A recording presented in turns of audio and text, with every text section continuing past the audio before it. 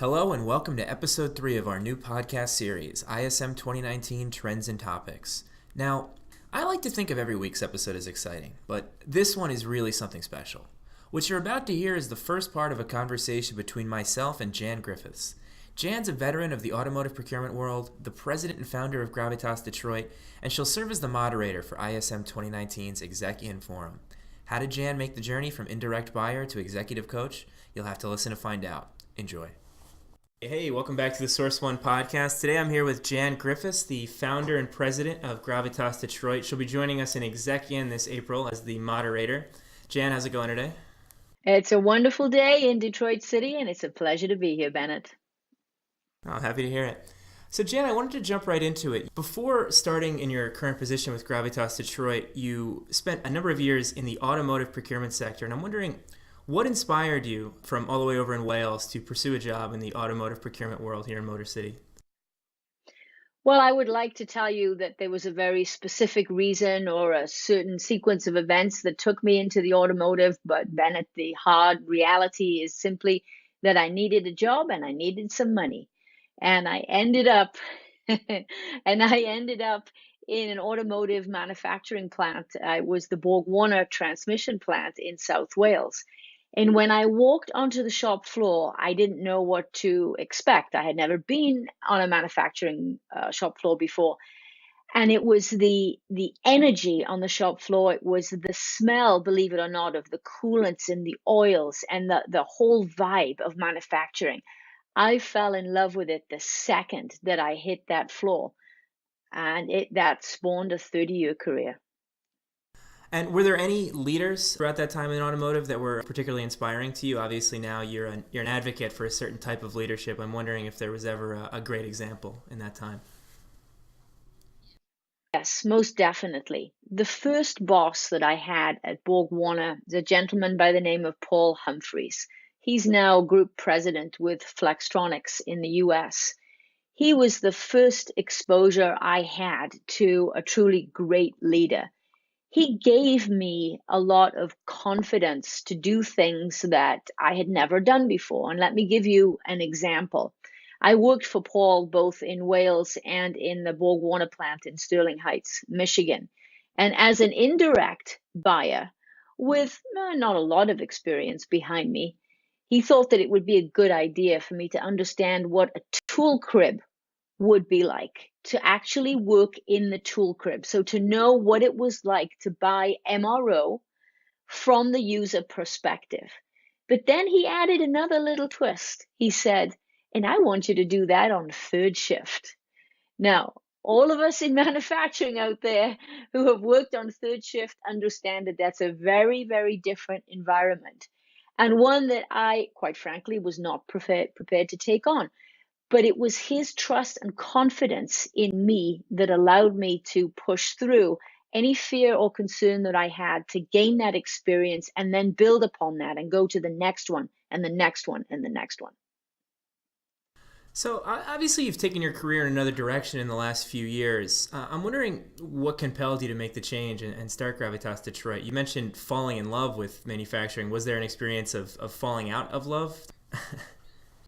Excellent point.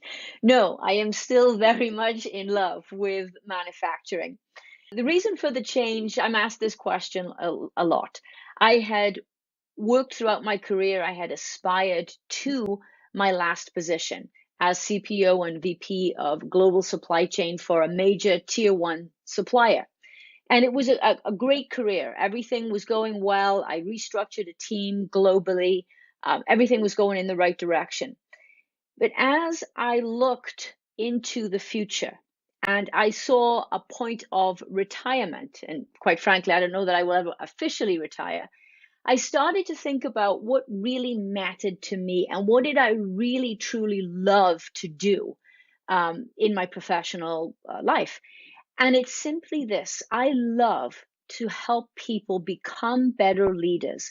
And as I look back on my career, I have seen evidence of that from job to job and company to company. But now it's simply all that I want to do. It is to help people become better leaders.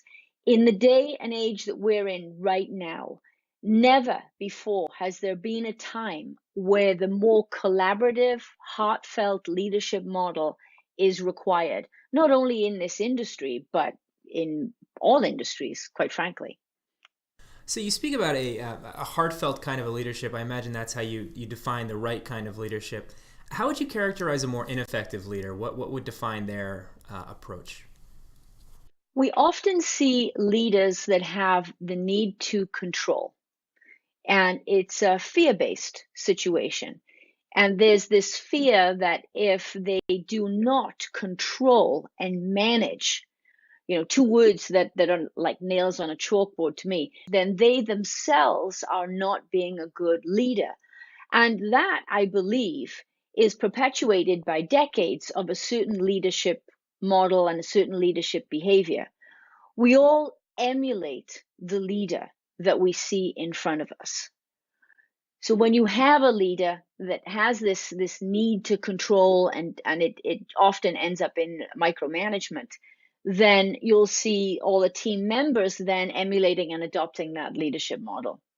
I'd imagine it's kind of a self-perpetuating cycle too. Would you agree that these leaders who thrive on inspiring fear do so because they themselves are fearful about being perceived as weak or about failing in some way? Absolutely, absolutely.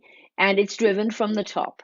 It starts with the CEO and the tone at the top. It is the tone of leadership, and it is the behavior that CEO either displays in himself or accepts. And it's like the behavior that we see with our kids. If we see a behavior that's not in line with our values, if we simply ignore it, then that's acceptance. How does this sort of behavior tend to affect the leader's team? What sort of culture tends to arise when a leader operates in this way? When a leader operates in this way, the trust is eroded. And trust, let's not forget, right? Trust is very difficult to define. It's a sense that somebody has your back, that you're going to be safe. And we're wired that way as human beings. We want to feel safe. So it's really important that the leader creates that safe environment. Without it, then we're not going to trust each other. And we're not going to step out there, Bennett, and make that decision or take that risk to move the business forward. I was struck so much by something you said the first time we spoke, that innovation is effectively it's trying and failing. And once you've instilled in your team a fear of failing, you may as well be telling them, I don't want any innovation. I don't want any changes to how we do things.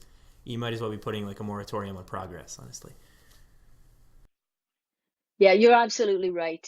Innovation is about trying, because if it was an idea that was already out there, then it wouldn't be innovation. You have to try and fail. And all the great leaders that are out there that have failed, there's so many examples out there. Yet it seems that the need to control in many leadership models is more important than this ability to create a safe environment to really inspire and nurture and drive innovation. And that's it for part one of my conversation with Jan Griffiths. Be sure to tune in next week to learn more about how procurement leaders can ensure their teams feel safe, secure, and successful. See you in Houston.